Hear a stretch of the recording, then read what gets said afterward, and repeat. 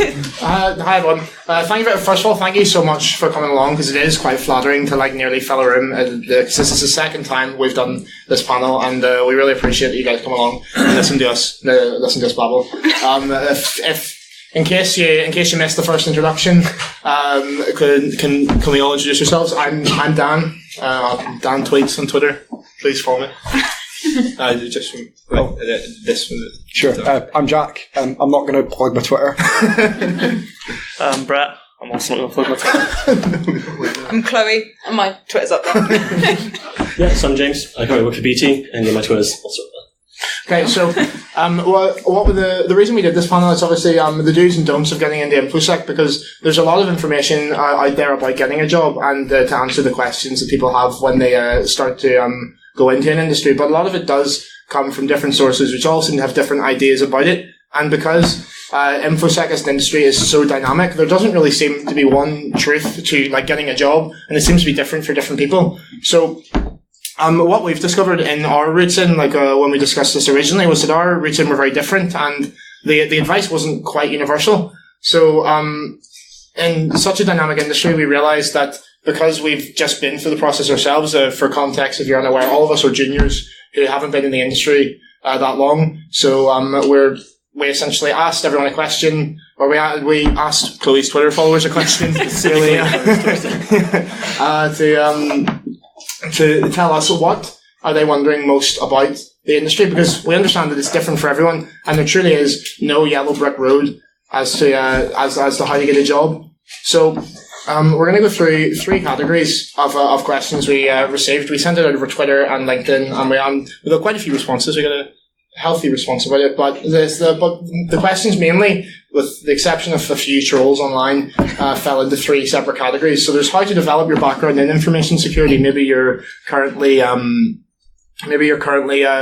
university now, and you're looking to develop your background so that you can become employable. Or potentially you're currently going through the application process, which varies from company to company, and there's no clear answer on anything to do with it, really. And then once you've got a job, once you've secured that junior position, there's a lot of questions about working life and how to keep upskilling and how to keep developing your career once you're actually in a job. So I think just to get to it essentially, before the job, so how did you guys get in the industry, starting with Jack? Sure. So I studied here at Abertay, used to attend in Securi-Tay and sitting in talks like this. Did the ethical hacking degree, finished that up, and that was pretty much it. Pretty linear from a degree to a job. Mine's completely different. I did a year of college, dropped out, didn't really want to go to uni, so I ended up going to apprenticeship and doing software development instead. That company collapsed, I was made redundant, and luckily I was able to get another apprenticeship, which is more general IT, and eventually, while I was there, over the course of a year or so, it changed into more governance, policy kind of stuff, not too technical, and that evolved into a more technical role, and now I do more security operations, monitoring, stuff like that, and that's how I kind of got to where I am now. Yeah, I kind of did everything a bit backwards. I, like him, went to college, hated it, got an A-level in media studies that I did nothing with, and then I was working full-time in a bar, and you learn after being full-time in a bar for a while that being full-time in a bar isn't very fun. So I uprooted from Cambridgeshire and moved up to Leeds, where I did a foundation degree, and then, after a year, sacked that off and moved over to Beckett, where I'm currently doing forensics and security. And placement. Cool. So I guess I'm more similar to kind of Jack here, so very conventional. So I went to university, had an internship, came out of university, applied for tons of jobs, finally got a great job with BT Security, and that's kind of where I am these days. Cool. And just for reference, Brett, what do you work as now? And what's your actual role? So I work as a security operations center analyst. So that's things like monitoring alerts, triaging them, fixing things, creating projects for generally fixing technical security issues. So that's anything from vulnerabilities to completely redesigning things and building them and implementing them, things like that. Okay, cool. So, getting into the questions we received, first one is, what are some things that you did to stand out? And I think this one refers to kind of like very much before being in the workplace. Does anyone have any particular things to share about that? Yes, there's a whole ton of different things you can do to make yourself stand out as a candidate, because employers are going to get loads and loads of applicants for every job, so you need to do things outside of just studying to make yourself stand out to an employer and show that you care and you're a bit more passionate rather than just doing a degree and getting a job for the sake of it. So there's a whole lot of different things you can do. You can do like relevant volunteering experience, part-time work that's relevant, internships. You can apply to conferences to speak, which is really, really valuable, or even just come in as an attendee, because when you're coming here, you're spending money to come, even if it's only 20 quid for a ticket, but that just shows that you care past just doing a degree. It takes up an entire Friday as well. Exactly. Yeah. I think with that in mind, it's also with using that time as an opportunity to figure out what you want to do. So having all that spare time and figuring out, actually, I really like writing articles, or I really like public speaking, or I really like doing podcasts.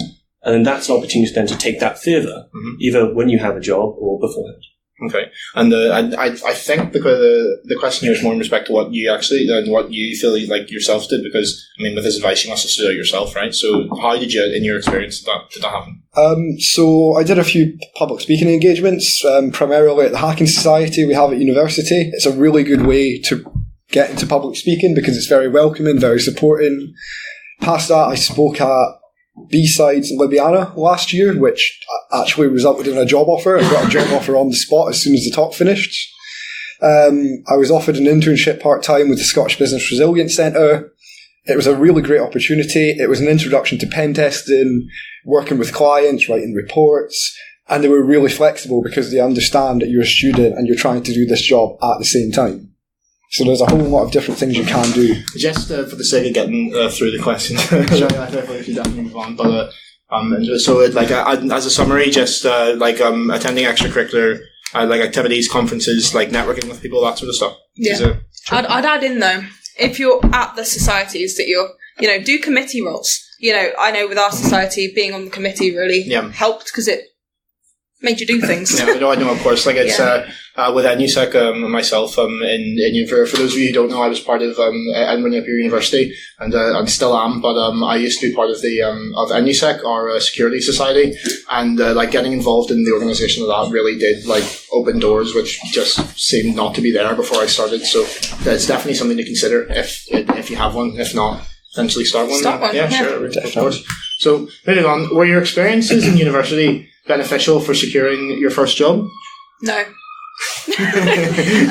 I'm gonna start this, and everybody will obviously have different opinions, but university really is it's what you make of the experience. Sitting in a lecture, where someone's going, this is security, that isn't practical. That doesn't get you the job. And as we'd said before, it's about what you're doing around it. Sure. And university as a bubble is a really good environment to nurture that, I think. Okay.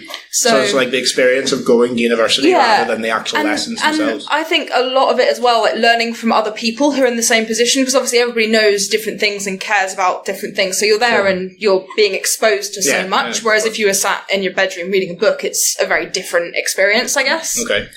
And Brett, you said at the start you didn't go to university, and it hasn't been a barrier to you in the industry. No. A lot of my work that I've done is through meeting people and experiencing things like you said. Mm-hmm. But I found that it's been very easy to do with meetups and conferences and just talking to people and getting involved in different projects. And I've not really found a barrier that has needed me to be at university at all. Go on. I was going to say, I'm going to be the flip side of that and say that I found university super important. Yeah. Because it's that backbone, especially if you don't have that knowledge beforehand. It kind of sets you on that level to make sure that you have that backbone, you know what you're talking about, and then you can pivot off that. You can go to conferences, you can do these meetups, whatever. But if you don't feel you're there, I think university is a great way of getting a solid foundation. Yeah. Right? I can speak for myself that I wouldn't have had with experiences in university being outside of classes. I certainly knew nothing about security before going to university, and although I wasn't necessarily studying security, I did software engineering. It's still going to a university, that kind of structured learning and having that kind of time surrounded by people who are so passionate about it really did kind of like definitely help me to secure my first job. But moving on from that, Chloe, I think this is one for you. How did you make your brand?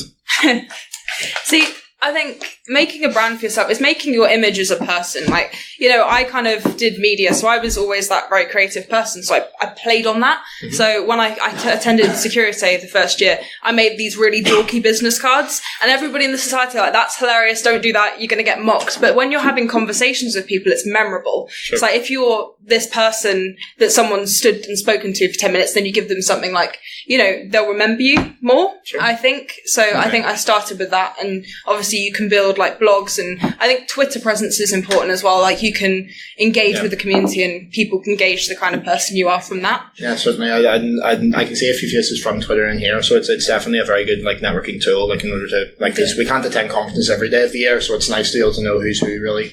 And not to say that Twitter is the who's who, but does anyone else have any other comments? Yeah, I think off that point, I think what Claude was saying is it's all about content creation, right? So if you're really interested in something, it means that someone else is going to be interested in that same thing. So yeah, write articles, make blog posts, write code, all that kind of stuff, and it's all about sharing that, and then kind of being integrated in that community. Yeah, I think the sharing is very important, because I know a lot of people who struggle with that kind of like just like putting stuff out there, because they know what if it's not good enough, and like what if it's like, what if someone can pick a hole in it? But even if they pick a hole in it, and even if they say it's bad, it's still better than having nothing, right? Like it's still, I mean, like you're hardly proving incompetence just because you've released something which isn't picture perfect. It's like the benefit of releasing things and like getting your name out there and being introduced to people who like the same stuff is definitely outweighs that kind of. It's, even if you're getting stuff wrong and you're being corrected, don't treat it as you being wrong, because at the end of the day, you're still a student. Treat it as a learning experience. Take it as constructive criticism rather than negative criticism, and use that to improve and get better. I feel like I'll always feel like a student. I don't know. Okay, so moving on from that, that was before getting a job. So now we've got applying for a job. So questions regarding applications, regarding CV building, that sort of thing. So our first one here is, with online application forms and tests, should you answer the questions honestly or with an eye on what you believe the company is looking for? So I think I can say that, yes, you should answer the questions honestly, because you shouldn't rely on an application form either. I didn't realise I have to say that. But does anyone have any insights about the type of questions that we get asked and like how we should approach answering them? Yes, I think for this question, we did spend some time about it, because the question was, well, what does lying in an application actually mean? And we said, yeah, hands down, none of us should lie in applications, right? We shouldn't lie about hard skills, we shouldn't lie about certs. But when it comes to soft skills, I think it is super important to take that step back and to go, actually, what's the company looking for here? How can I merge with this company better in answering these questions, how they'd be expecting them? And I think that's not necessarily lying, but it's showing that you have those skills by taking that step back.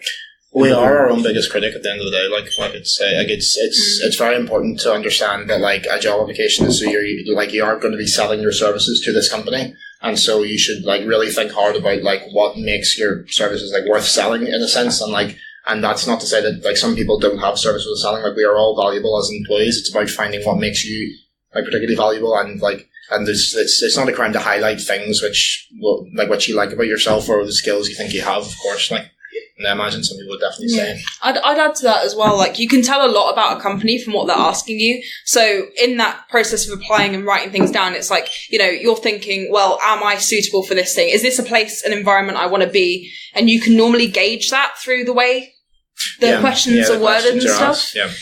But yeah, honestly, honesty is absolutely the key in interviews. So I've been sitting in interviews and they said, how's your programming experience? How much development have you done?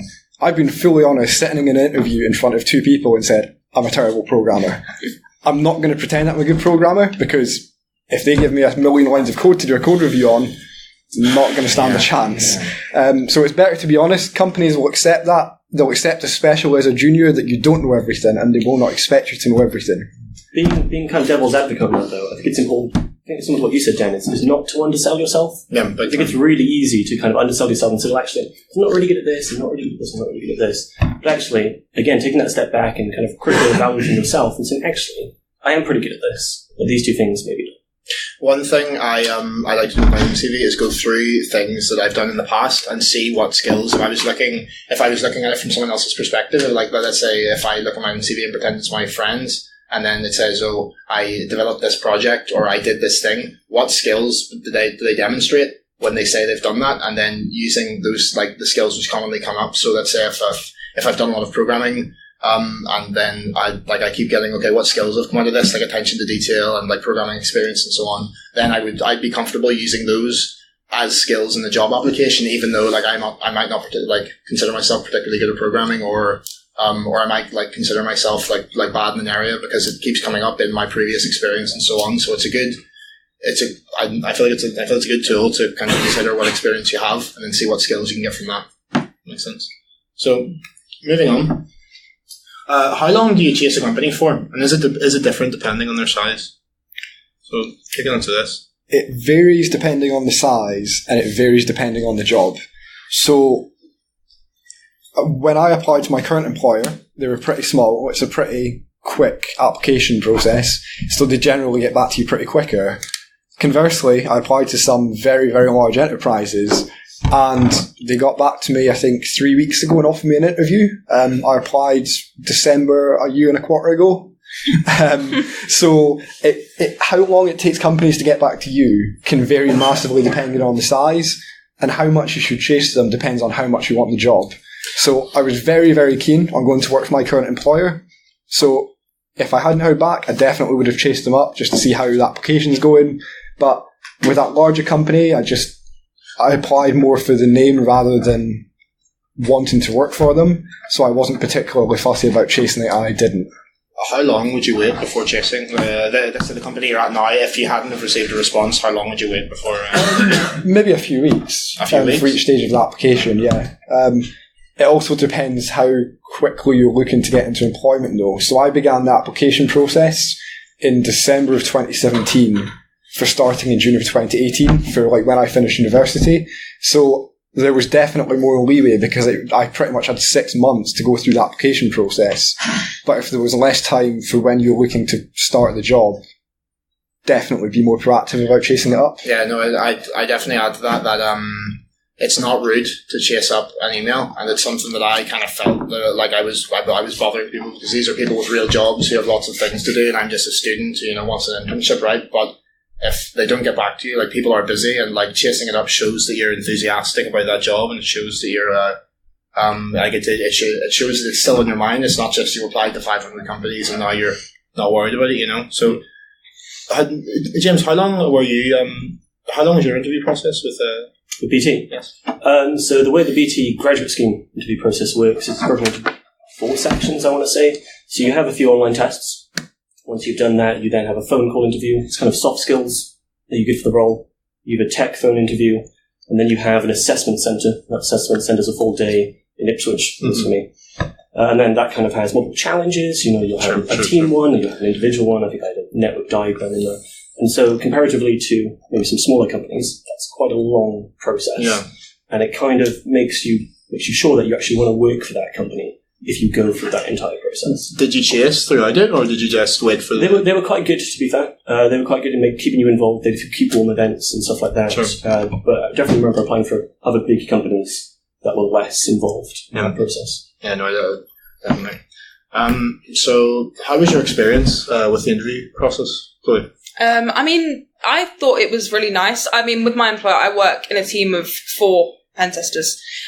So it's a really small team as it is. So when I was going for the job, I think I messaged I sent an email because my boss had a challenge on the website. So I sent my email literally at 4 a.m. I got a reply at 5 a.m.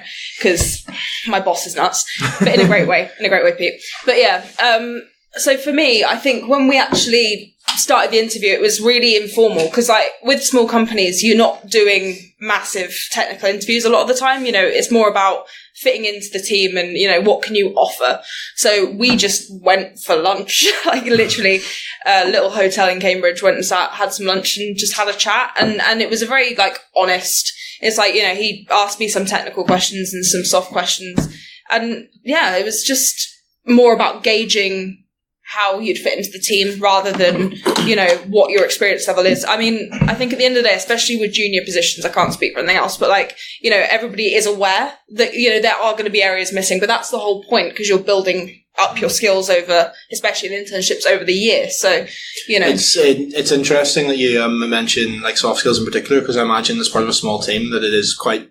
I mean, not getting on with your colleague is quite important when you've only got like a number of them, right? So like, what did that involve? Was it like just like? I mean, everything for us is very much like Slack based and chatty anyway. So, throughout the way that our team works is just communication, really. Mm-hmm. It's making sure that, people know where each other stand and what's being done, and that everything's just organised well. Sure. And I think, especially with our company, they were looking for people that have them organisational skills, but still have a bit of common sense and can go off and go, right, okay, this needs doing, let's do that kind of thing. So, Brett, I have a question for you, tangentially related to this about, so you moved from job to job rather than out of university into a job. So how did your previous work experience come into play in the interview process? Like, because you'd been through it before, did you find the second time much easier, or like, I found it wildly different. Okay. Purely because I moved from part-time, working at KFC, to full-time, working as an apprenticeship. I was very lucky to have the part-time work while I was at college, because it meant switching into the apprenticeship. I was switching from part-time learning, part-time working, to part-time learning, part-time working. And then as I went through the stages of the apprenticeship, that was slowly being evolved into full-time working. And that was how I didn't really struggle too much in acclimatising myself. It was a very nice process. So I'd very much recommend apprenticeships in terms of this, but I feel that's getting a bit off the topic there. My experience with it, even with enterprises, I found a lot of them are a bit more informal nowadays. Yeah. I've never experienced the long kind of tier by tier by tier by tier kind of process. It does depend on the company, doesn't it? It depends on of course. I mean, idea behind you. Yeah, the other company I applied to for internships, they had like a web app that you had to do a test on as well. And I think things like that, when you're sat and you're actually getting an opportunity to do practical skills, a lot of employers now, I've seen I think NCC have the Ninja thing, and a few other companies do it. So they're great as well. And I think you get a real sense, again, for yourself, am I going to be a fit here? Is this the kind of thing I want to be doing? And I think at the end of the day, with employers, when it comes to looking for this first job, there's two approaches really. You can go down, you're going the Hail Mary attack, we're going for everyone, we're just sending out 50 million applications. I mean, that will work. If you send out a load, then you're bound to hear back from a few. But I think the approach that I would always recommend is sit and look at the company, look at them on LinkedIn and YouTube them and all this, and really get to know the people that are involved. I know with the company I ended up working for, I was searching, I looked through the employees and I was watching, they had some videos on YouTube, and it was making me smile. And I was I love the look of this company. I love the feel. Sure. This is where I want to work. So then when I was writing my emails and stuff, they were targeted to that company. I was I like this, I've seen this, and I would love to be involved. This is what I can offer you, kind of thing. And I think that really helps, because when you're establishing that connection with the employer, rather than going, hey, hire me, you're going, hey, so-and-so, I've seen this about you and I really want to work for your company because of this, because, then you're building a relationship, and I think that's nice. You were saying? Yeah, so it is important to remember that this is just our experiences, and there are a massive variety of interview experiences that everyone will have. So I went from knowing someone who got me an interview at the company I'm with now, which was a pretty standard process, to something very formal that has a lot of aptitude tests with a larger company, to the interview which wasn't really an interview, which was the job offer I got immediately after a talk. So that I wasn't aware that was an interview. I didn't expect it to be an interview, but the person who offered me the job treated it like an interview. So there's a whole lot of different interview processes, and it largely depends on the company. Yeah, I think to add to what you've just said there as well, when you're in, when you're at places like this, it's important, there are people here, and this isn't just people that are doing stands, there are people that work for companies, so making them introductions and going, oh, hey, I'm here, I'm looking for a placement, I'm looking for a junior position when I graduate, by standing and talking to someone, again, it's memorable, because you're having that conversation. Yeah. And a lot of the times I've found they'll go, oh, here's a card, send me an email, and because you've already had that prior conversation, it makes it more personable again. And I think a quick follow-up to this, because it's something I certainly experienced. Was it obvious to you what you should prepare? The question goes out to all of you, of course. Was it obvious to you how you should prepare for the interview process that you went through? Like, was the company helpful in guidance? And if not, how did you tackle that problem? Because there's quite a lot which you could potentially be asked, right? So how did you guys approach that? Like, just that preparing for the interview, like just checking you've got all the basics covered and that sort of thing. Absolutely make sure you understand what type of interview you're going for. I've spoken to people in the past who think they're preparing for like a soft skills interview, then they get on the phone and find out it's a technical interview and they're totally unprepared. So first and foremost, make sure you know what type of interview you're preparing for and prepare accordingly. Past that, if you know it's going to be a technical interview, just make sure you revise your just general technical knowledge. Just make sure you understand what to expect. One thing I found quite helpful that friends of mine have used. There are question banks available, and I know that actually the Abertay Hackers has on their wiki a list of interview questions. Yeah, so I actually wrote that page. So on the Hacks.wiki, there's a shameless plug. There's a big list of common interview questions, and it's not saying like here's the type of questions that X company will ask. It's the more generic stuff that comes up all the time with every employer. So it's stuff like, what's the difference between TCP and UDP? What is ARP? How does DNS work? Stuff like that. It's the common stuff, but I've had people give me feedback to say that that's been a really useful resource because they are really, really common questions. I would segue as well, coming back to the university thing. If you are at uni and you're applying for these jobs, I would put it out there now that a lot of courses will not prepare you for the level of tech that some companies expect. I know our university doesn't, and something that we're trying to help build, but what I would recommend is start early. Like, if you're in first year, it's first year, do a bit of your own time, read some books, hack some web apps, it's all that experience. Because if you're building that knowledge base up early, then when it comes to the tech questions, you won't be stumped and be panicking. I think, as you said earlier, in regards to university, it really is what you make it. There's so much opportunity to learn there that to only go to the classes, I feel like you're doing yourself a disservice, because when it comes to something which wasn't covered and quite a tight curriculum, then you might be like, oh no, what's this? Yeah, and you might be letting yourself down. It's the only time in your life as well that you have that much time. When you actually get a job, your time doesn't exist anymore. Do it while you've got it. Time is fleeting. Right. Yeah. Okay. Moving on from that. So, did you interview at a lot of companies? So, did you see a particular type of interview process that you saw multiple? Because a lot of people are going to be applying for jobs now. So even if they knew what interview process to expect, that would be. So, like I said, in regards to the previous question, it does vary massively depending on the size of the company. Obviously, like Chloe's experience, it's quite informal because it's a small company. If you're dealing with a bigger company, it's going to be an entirely different experience. Yeah. I think from that as well, you have to remember with corporate companies, because they're so large, they're probably getting in so many applications. So when you're going through, they're filtering it down.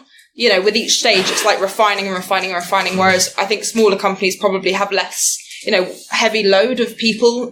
There's probably not as much influx. So they've got a bit more time to have the personal conversation. But I think, look at yourself and kind of think, what kind of companies do you think that I think I'm going to fit in? Mm-hmm. If you're a chatty, sociable, chill person, you might want a Slack-based chatty kind of job. But, if you're very much your office, maybe more corporate. But I think, you have to think about the kind of person you are. Yeah, no, But sorry for segueing, Jack.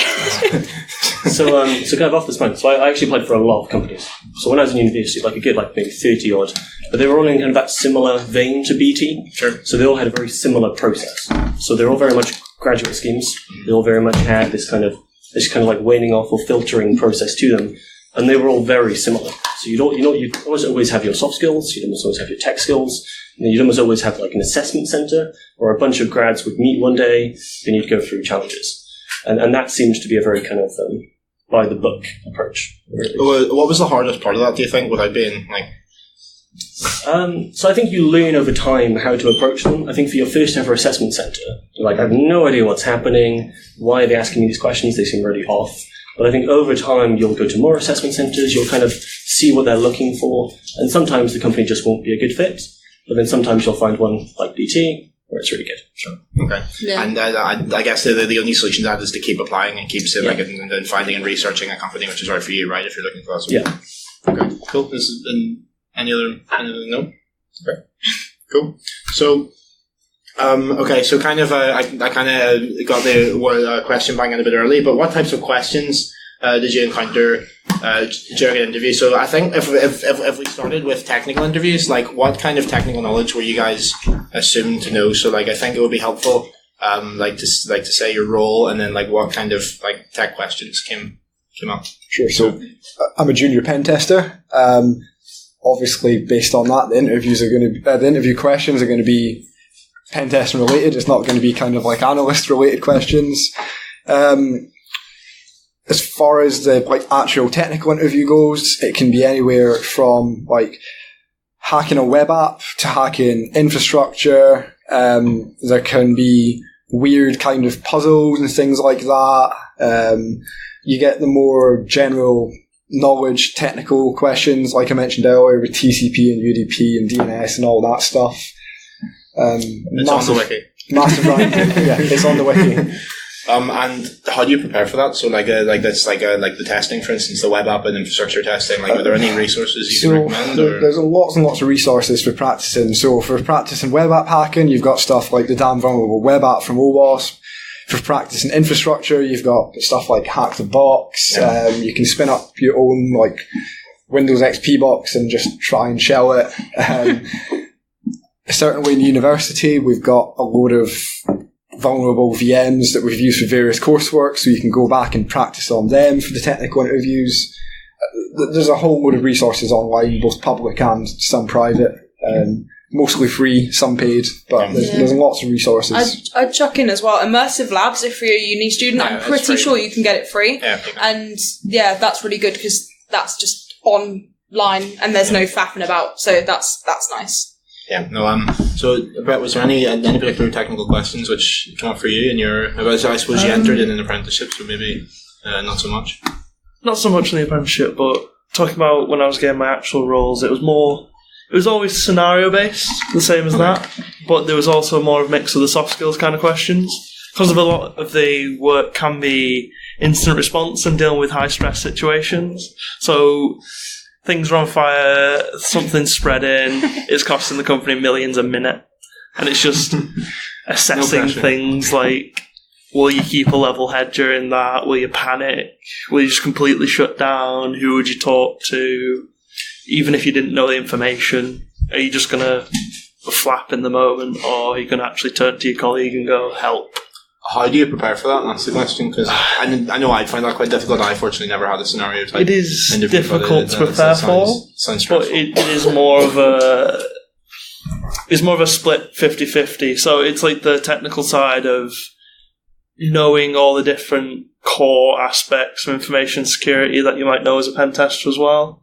But then you might have more specifics in forensics, looking at packet analysis, things like that, monitoring, looking at alarms and what they mean, like typical attacks, things like that. A good understanding of like the fundamentals of exactly. And then how that actually fits in your day to day and how you'd actually deal with it and how you'd actually start touching on things like risk and a bit more governance-y stuff, just so you have the awareness and how it fits into your work. And make sure that you can actually work with other people in the business, because a lot of it is teamwork and getting things fixed. So, just before we move on to the next section, does anyone else have because we only had a few questions relating to this part of the process. Does anyone else have any questions related to like the interview process or anything related to CVs or anything? Hello. Hi. Recently I've been some internships, and I've noticed that a lot of them are down south. Mm-hmm. And being the kind of a region that you guys are probably familiar with, is pretty penny pinching. So once you get to the application stage, how kind of receptive are companies with helping you with costs, with accommodation, etc.? Yeah, it's a mixed bag because I studied in Edinburgh, so I feel like I'd be able to help with this one. Like certainly, some companies do pay to go and interview. Like certainly, bigger companies will offer to like reimburse your travel, but although a caveat to that, it will be like reimbursed, so you buy it and then they will pay you back in some cases. In response to there are opportunities in Scotland, but I think the Scottish industry is quite like small. Like everyone knows each other, so like it goes a long way. Like there are DEFCON meetups in Edinburgh and Glasgow, and like there are other meetups like around in different cities in Scotland that might be worth going to if you're looking for an internship but don't want to go down south. But did anyone else travel to interview? So as far as reimbursement goes, it doesn't hurt to ask. If you send the recruiter or the HR person an email and say, "Hey, are you willing to cover travel?" They're not going to be offended. Like, it's not like it's coming out of their paycheck. It's coming out of the company. They're not going to be offended if you ask. It won't hurt to ask. As Dan said, you may have to wait for it. I had one employer offer to book flights for me. Like, they would do it so I wouldn't be out of pocket. One other company asked me to pay it, then they reimbursed me within like 2 weeks. Then there was another company I waited 2 months for my expenses to come back. It really does vary, but it doesn't hurt to ask. And James, you kind of mentioned there. Yeah, so something I definitely found with the bigger companies is most of the bigger companies will expense you. Right, you'll go, you'll get it expensed. Great. Similar to BT, definitely does it for their grad schemes. And other big companies will expense your travel. Yeah, I will say smaller companies, it is a lot harder. I know with my company, there's certain things they'll cover, like they'll cover travel and stuff, but, you know, accommodation and stuff. There's only so much generally, money to go by. Yeah, I think that's the thing. Like, bigger companies are definitely a lot more flush. Yeah, they've got more money, so because they're bigger. Yeah. But I think at the end of the day, yeah, what you've said, you know, ask, because a lot of them, you know, at the end of the day, if you're impressed them, if your CV has impressed them enough that they want to see you, then that, you know, you have to approach it like, oh, it's a positive thing, so they want to invest in you almost. Yeah, I think something to remember is that like recruitment is expensive, and the fact that they've filtered down candidates and they've picked you and invited you to an interview. If they're going to say, "Oh no, we're not going to cover your costs," though, it's like it's not tough luck. for the company. I mean, not of course yourself. I would also add to that what I said earlier. Like when you are applying, if you're filtering it down and making sure that this is like you love the company first, rather than get there and decide, oh, you know, this might not be the right fit. If you spend that extra time, that can be quite valuable. Okay. Any other questions just before we move on? Hi. Do you find that the employers are looking for the possible employees to have different certificates to maybe prove their skills or things like that? And if so, then which ones? This is a testing question. So, as a junior, my employer didn't have any expectations for me to have certifications. Some employers, your advancement depends on getting certifications. So if you have them, it might help you to advance quicker, but there's certainly no expectations. And certifications are expensive. They're really expensive, and even more so for a student. Yeah, I would say I'm quite lucky on my internship. My employer is actually paying for me to do the OSCP. So a lot of the time, if you land like an internship or something, you know, you can kind of work it into the interview and go, oh, you know, I'm really interested in kind of getting these, because once you've done it in one job, you know, then it's something that will stick with you for life kind of thing. But I don't think it's the be all and end all. Some certifications have more value than others. Yeah. But without going into specifics of so without going into specifics, some will have more value than others, but from my experience there was no expectations from an employer for me to have certifications going into a junior position. No. Maybe that would be different going into a mid-level or a senior position, but for me there was no expectations as a junior. It also depends on the role. Exactly. That's critically important. Being a seasoned Twitter veteran as I am, you do tend to find quite a lot of argument about CEH is rubbish, systems are a waste of time, it's got to be OSCP. Well, it depends on the role, fundamentally. You know, I run a team of analysts. OSCP is valueless to me. Okay, but SISP is quite valuable to me. You know, so it's important to go in the cert that matches the role. Yeah, I definitely think it's a good place to start. The fact that you're looking for for ways to develop your learning outside of university, like that's essentially you don't need to spend money to do that. You can prove that you're interested, and you can prove that you're wanting to improve your knowledge through other ways, like through open source contribution, or making it a project yourself, or potentially with some of the certifications, their spec is online.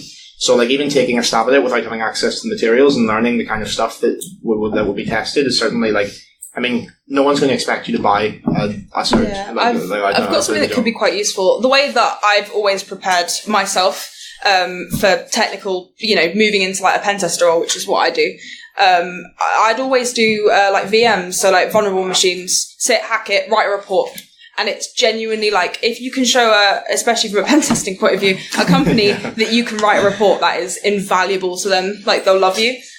So I'd build up like a little repertoire, like, do some vulnerable machines, write up some reports, and then kind of you could go, oh, I have this prior experience. Same with like Hack the Box and stuff. I think it tracks you and how much progress you're making. So you can go, oh, I've done these things. And this level. Yeah. Sure. And I think that's helpful. Hack the Box is super valuable. I used it as a student and I still use it as a graduate. Valuable for a tester. Wow. Yeah, valuable for a tester. Yeah. Maybe not so much for an analyst position, but... So, is that helpful? Okay. and any other questions?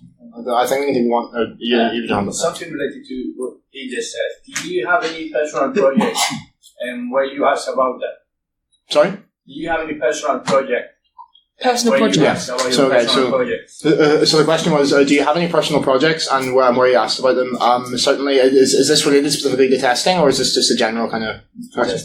Okay. I didn't have any personal projects really, so I discussed like how I did Hack the Box to practice for training.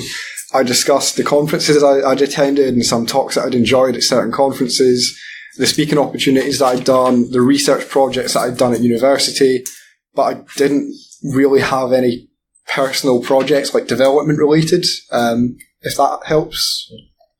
Okay. Obviously it depends on the person. Like I said, I'm not big on development, but if someone is more of a developer, then great. If you've got some cool projects on GitHub where you contribute to open source stuff, brilliant. Okay, and love to say, but we're running out of time, so I think we should probably do the last section. So after you get a job, and once you're in the junior position, it is quite like a tumultuous time, and it is a time of good change. So we did receive a few questions. So how do you keep up with trends and new technologies now that you've secured a job? I remember this came up in Cyber Recruited as well. So I spend 35 minutes on a tube each way every day. I use that time to read. Yeah, unfortunately, London. So I use that time to catch up on Infosec Twitter, catch up on like the NetSec and sysadmin subreddits, Hacker News, Y Combinator, Info Security Magazine, stuff like that. I just use the time to read, and all of that stuff is keeping up with the current affairs. Better than wasting an hour a day on a tube doing nothing. Sure. And anyone else have any? Do you want to go first? Sure. So I think the answer to this question is going to be very different depending on where you are in your career, right? Like if you're a career changer, you might be older, you might have different responsibilities, and I think then your time dwindles exponentially. Yeah, so I think definitely for people who have just left university, great. Maybe you've got tons of spare time, do these side projects, I said write articles or write code, whatever. But the further and further you get on in your career or whatever, you're going to get less of that free time. So I'd say use it while you can, do what you can do now, and then hopefully that will see you through. Yeah, I'd add to that, like, in your spare time doing some, VMs and stuff, and also attending like meetups. Like, I know there's a lot of DEF CON groups, and, conferences and a lot of societies as well. So if you can get involved that way, you're not like stuck in an office or in your bedroom kind of away from the world. It's, it's just, kind of getting out and doing the thing, And very often, I might add, James makes a great point about like parents and like people who have necessarily like less time than students and like junior like professionals who have all the time in the world. So it's important to, once you're in a job, to like discuss with your employer your professional development going forward, because like you're a resource to your company and they should be investing in that resource, and that's not you being like gluttonous or greedy. That's just normal employment. So speaking to your boss about like if you want to like stay up with trends and new technologies by going to conferences, then you should ask them to like fund a trip for you, or you should see if you can at least like just get the day like not to take it off for leave or something like that. Like it definitely is something which is very possible, and I know a lot of companies do it. So as a junior, do not be scared to ask for it if your company doesn't thrust it. I feel like a lot of companies also do research days as well. So, where they'll give you an allocated day where you can kind of spend it learning and bettering your own skill set, which is nice. A lot of testers have that. So, like, if you're getting into testing, you can expect some time to just not be on site. Like, but I feel like, again, it's if you are going to have that conversation with your employer and just go, look, I want to be the best tester I can be for you, or I want to be the best in this job. I'm really interested in learning this skill. Is there some allocated time that I can have to do that? Yeah. Communicating is a big part of it, certainly. And anything else on this from Yvonne? Okay, cool. So a big one. How did you acclimatise to working full time? I suppose, Brett, you didn't really have to, did you? No, you just kind of. No, I mean, reiterating what I said before, it was very much a gradual transition from splitting learning and working up, and then slowly working my way over to do more and more work, and then pretty much working full time. Have you any advice for people who will be adulting for the first time when they get their job? I mean, what's some pain points you've had to suffer through, and now you know better? Sorry to spring. 70% of the job isn't particularly technical. It's more knowing people in the company. It's more knowing the right people and having to deal with them all. That's true. That's mostly what I've found.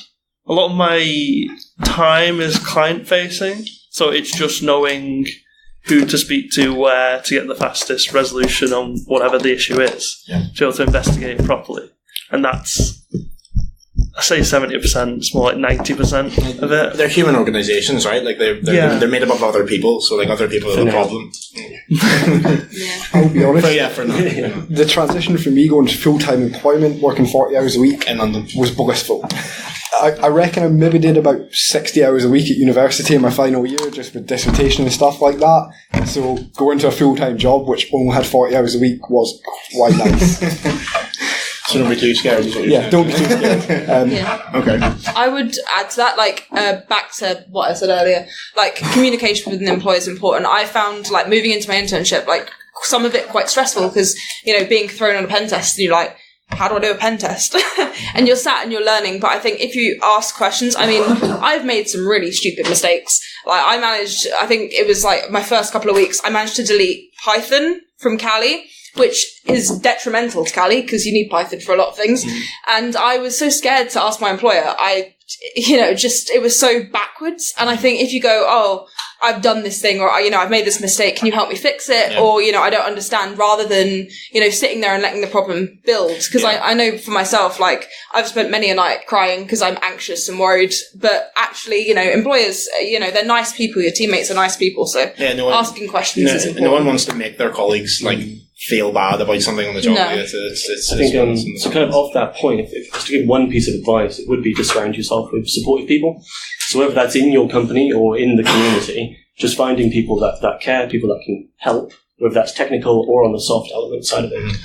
Yeah. Really, And I think asking for mentorship as well. Like, you know, a lot of people on Twitter offer it out and like, oh, does anyone need help? I'm good at this thing. So, you know, putting out there, being like, oh, you know, I'm really interested in learning how to do web app tests. So that, you know, talk to a web app tester and, you know, get some help that way if you need some support. Employers will also, depending on the employer, offer mentorship schemes as well. So I've started as a junior pen tester, but I'm quite keen to go down the red team route. So I'm working with one of our good red teamers as like kind of like he's like a mentor to kind of guide me down that path to becoming a red teamer full time. Okay. On that point of kind of things that companies offer, big companies as well will also offer mental health first aid. So if you ever find yourself in that corner, you don't know what to do, you don't know who to talk to, that's always a great advice and someone that you actually have in your company that you can get. And failing an employer, it is offered in the community as well, isn't it? So we now have Mental Health Hackers, which is now a community of mental health first aiders. We ran a workshop in Leeds not so long ago, and a bunch of us are also mental health first aiders as well. Fantastic. So if we were to sum this up as advice for people looking to get into the Infosec industry, how would we do? So a call for action. What is the most important thing that students nowadays should do? So I'd say that if you do have that dream job, let's say go for it, right? If it is your dream, eventually it will happen.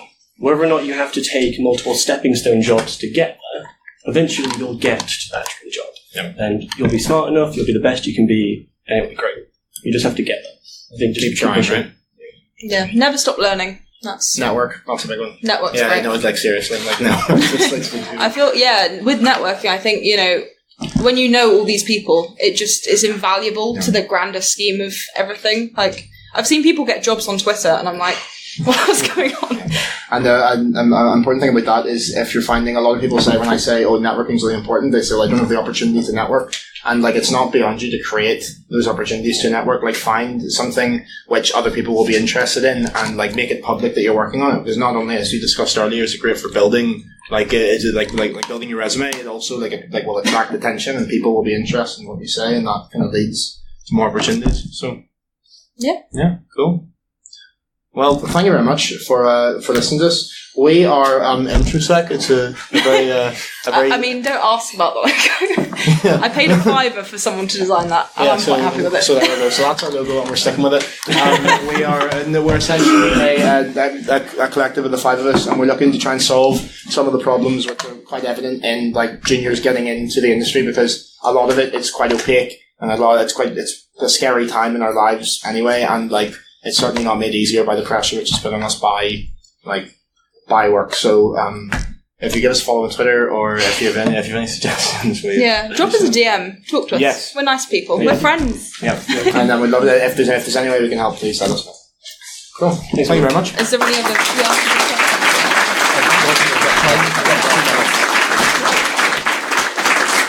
Do we have time for questions?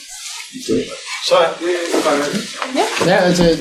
anyone have any questions? We're happy to take some now. So I don't have a question, but as someone who's hired people and gone through the whole process of hiring people and seen job specs being done, sure, realize that people doing those job specs are human as well. They sometimes don't know all the details, so they hear these buzzwords like CSP and ethical hacking, so they put that in the job spec. My advice is, if you don't have it, look at the roles and responsibility. If you feel you can do those, apply. Yep. Don't worry about the certification. Right. More often than not, people aren't worried about the certification. They're worried if you can actually do the job. Sure. I'll fully admit, I don't meet all of the requirements on the job advert for my job, but I applied anyway. Yeah. I don't. Yeah. Nobody does. What we find as well, speaking as an employer, is that 9 out of 10 organisations don't know how to recruit a security professional. That's kind of the point that Sean's making. Is that, we'll look at the trends and we'll look at buzzwords and things like that, and we'll put together a job spec which is actually meaningless. So that's an enemy of you trying to get a job, right? I'm not an employer, so I wasn't going to say it, but yeah. So be mindful of that. Okay. Cool. Hi. In terms of applications or like CVs, how important do you find it to include like jobs that aren't actually like related to Infosec, like things like you did for part-time work? How important do I find it? I don't take CVs, but I think it shows, if you're looking for a positive of it, I think it's like showing previous work experience shows that you can actually hold a job and that sort of thing, and in that respect it's good. And then and depending on the job, like for instance bar staff work will show soft skills and so on and so forth. So I think it should be thought of in the context of like how does this benefit my application? But if it's like we have 1 minute, do you guys put your part-time jobs in? I didn't. No, I tried to do fancy CV thing, make it cute. Oh right, yeah. So mine's all over the place. But instead, I took out things like that, and I did have a section for like skills, and I'd try and include them elsewhere. I mean, sure. I do think, like bar experience, as you said, like if you're putting something like that, it's not going to harm your application a lot of the time. Certainly, especially like first job kind of situation. Yeah. It's I would say it would probably be better to have that than like if that's the only experience you have in working, you might as well put it rather than nothing, right? Like, so yeah, like at least you can have the section then. And like so, for example, like I think I put my retail job that I had on my CV because it. Like you said, it shows people skills, it shows soft skills. So if you can deal with a horror customer in retail, it shows those skills are semi-transferable to dealing with clients who maybe aren't 100% competent all the time. It shows people skills. Okay, so I think we're out of time for questions, but thank you very much for listening. Catch us somewhere else. Grab us outside. We'll be around, please, any way we can help. Please, sure. Thanks, everyone. Thank you very much. Thank you.